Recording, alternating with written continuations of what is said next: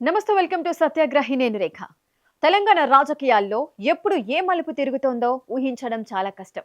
నిన్నటి వరకు జోరు మీదున్నట్లు కనిపించిన కమలం పార్టీకి ఇప్పుడు ఒక ఊహించని పరిణామం ఎదురవుతోందా?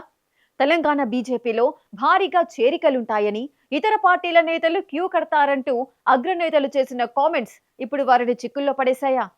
ముందు ముందు చూస్తుండండి, ఎవరు చేరుతారో మీకే తెలుస్తుందని ఓపెన్ స్టేట్మెంట్ ఇచ్చిన నేతలకు ఇప్పుడు ఎదురు దెబ్బ తగిలిందా? చేరికలు లేక క్యాడర్లో ఉత్సాహం తగ్గడంతో తెలంగాణ బీజేపీ ఢీలా పడిందా?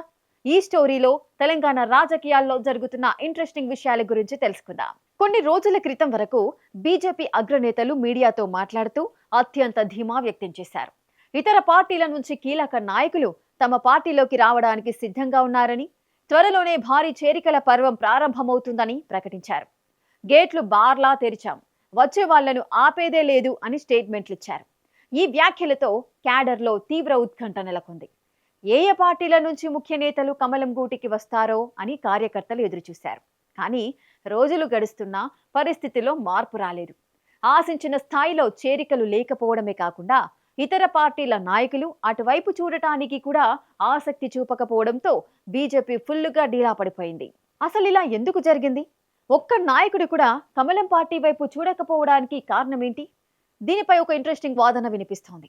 బీజేపీలో నాయకులు వర్గాలుగా విడిపోయారన్నది బహిరంగ రహస్యం. నలుగురు కీలక నాయకులు 4 వర్గాలుగా విడిపోయి ఎవరికి వారు పార్టీలో పైచేయి సాధించడానికి ఎత్తులు పై ఎత్తులు వేస్తున్నారు. ఇవన్నీ సెట్ చేయడానికి ఈ మధ్య కాలంలో హైకమాండ్ నుంచి కీలక నేతలు తెలంగాణకు వచ్చారు. బండి సంజయ్, ఈటెల రాజేందర్ ను ఒక దగ్గరకు చేర్చి వారి మధ్య సయోధ్య కుదర్చడానికి ప్రయత్నించారు. ఆ తర్వాత అయితే వారి మధ్య ఎలాంటి విభేదాలు బయటకు రాలేదు. ఓపెన్ గా కామెంట్లు కూడా చేయలేదు. కానీ ఆ ఇద్దరి మధ్య సఖ్యత కుదిరిందా అంటే అది కూడా డౌట్ గానే ఉంది. ఇదిగో ఈ పరిణామాలే చేరికలు ఆగిపోవడానికి ప్రధాన కారణం అని పార్టీలో ముమ్మరంగా ప్రచారం సాగుతోంది.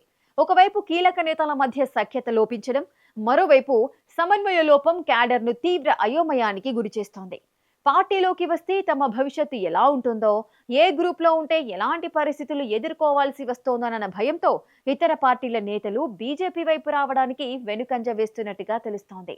వచ్చే ఎన్నికల్లో టికెట్లు ఇస్తామని, తగిన ప్రాధాన్యం ఇస్తామని పార్టీ నాయకత్వం హామీ ఇస్తోందంట. అయినా సరే ఇతర పార్టీల ముఖ్య నేతలు మాత్రం పెద్దగా ఆసక్తి చూపడం లేదని సమాచారం. ఎవరెవరో చేరుతారని ఆశించిన బీజేపీ నాయకత్వానికి ఇది మింగుడు పడని అంశంగా మారింది. ఈ పరిణామాలతో పార్టీ ఎలా బలపడుతుందనే అంశంపై సొంత నాయకుల్లోనే తీవ్ర అంతర్మథనం మొదలైంది.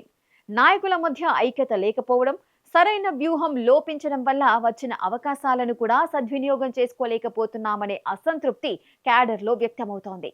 మరోవైపు క్షేత్రస్థాయిలో ప్రజల అభిప్రాయాలు, ప్రతిపక్షాల వ్యాఖ్యలు పార్టీకి మరింత సవాల్గా మారుతున్నాయి. కాంగ్రెస్ ప్రభుత్వం పాలనలో విఫలం కాగా అధికారంలోకి వచ్చేది తామే, మళ్లీ హవా తమదే అని బీఆర్ఎస్ నేతలు ధీమా వ్యక్తం చేస్తున్నారు. తెలంగాణ రాజకీయాల్లో తమ ఉనికిని కాపాడుకోవడానికి కాంగ్రెస్ పోరాడుతుండగా మూడో ప్రత్యామ్నాయంగా నిలబడటంలో బీజేపీ సవాళ్లను ఎదుర్కొంటోంది. ఇదంతా సెట్ కావాలంటే ముందుగా సొంతిల్లు చక్కదిద్దుకోవాల్సిన అవసరం ఉందని బీజేపీకి సూచిస్తున్నారు రాజకీయ విశ్లేషకులు. మరి రాబోయే రోజుల్లో తెలంగాణ బీజేపీ ఈ అంతర్గత సమస్యల నుంచి బయటపడి ఆశించిన స్థాయి చేరికలను సాధిస్తుందా, లేదా ఇదే పరిస్థితి కొనసాగుతుందా? మీ అభిప్రాయాన్ని కామెంట్ రూపంలో తెలియజేయండి.